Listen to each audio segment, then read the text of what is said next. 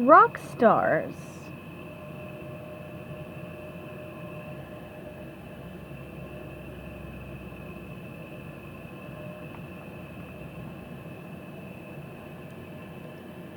One dark and stormy night, the guards at the Bikini Bottom jail made a terrible discovery.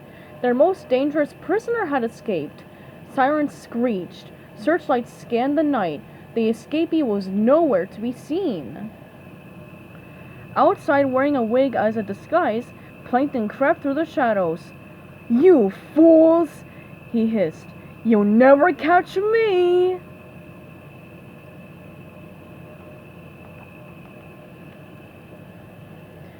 Plankton ran back to the chum bucket, but his computer wife Karen wouldn't let him in.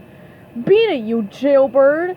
she yelled, and threw a box of Plankton's belongings out of the restaurant. "Hey," Plankton said with a smile. "It's my old guitar! I haven't seen this in years."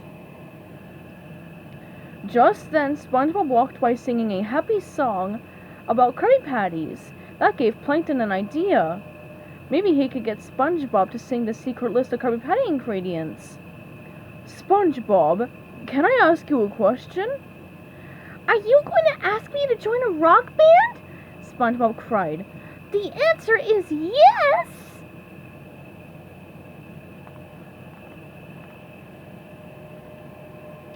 SpongeBob asked his friends to be in the band, too. Patrick said yes. "I play a pretty mean stomach." But Squidward wasn't so sure. "I'm a musical genius, and I can't lower myself to playing rock music in giant arenas filled with screaming fans who love me, and I'll join."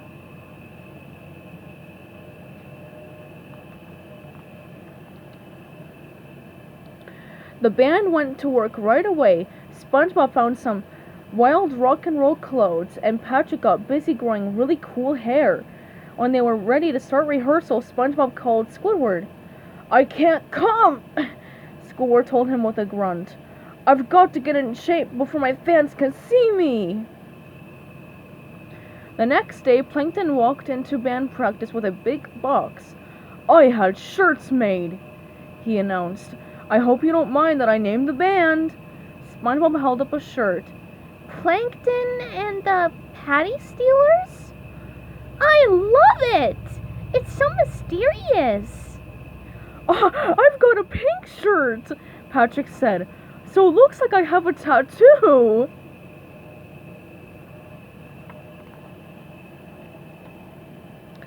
Plankton rolled a big machine with flashing lights into the room. "This is my, recording device," he said. "It will help capture all your wonderful songs, SpongeBob. Let's start with that one about Krabby Patties." Little did anyone suspect the machine actually read minds.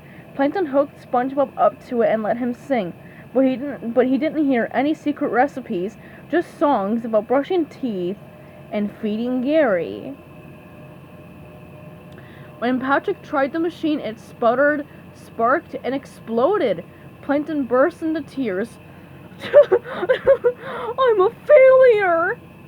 "Don't worry," said SpongeBob. "We still have a week before our gig at the Krusty Krab." "We have a gig? At the Krusty Krab?" Plankton asked in disbelief. "Yup," said SpongeBob.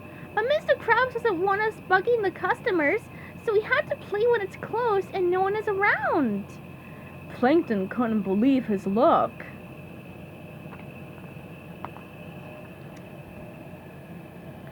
A week later, the band arrived at the Krusty Krab. SpongeBob's clothes were rockin'.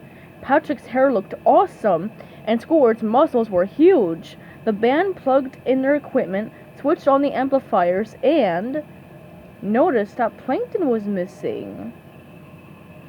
SpongeBob spotted Plankton sneaking toward the door with the Krabby Patty formula. "Wait a minute!" SpongeBob yelled. "Was this band just an excuse for you to get the Krabby Patty formula?" "No," Plankton answered. "I was in it for the music, man."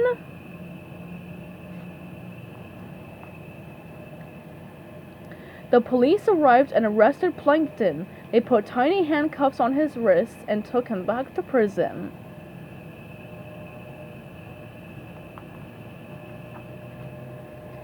Wow! You have to stay in jail for 22 years, SpongeBob said when he and the band went to visit Plankton.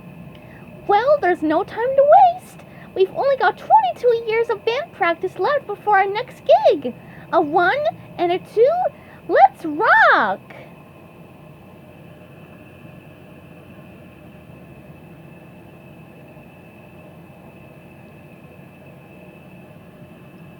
The end.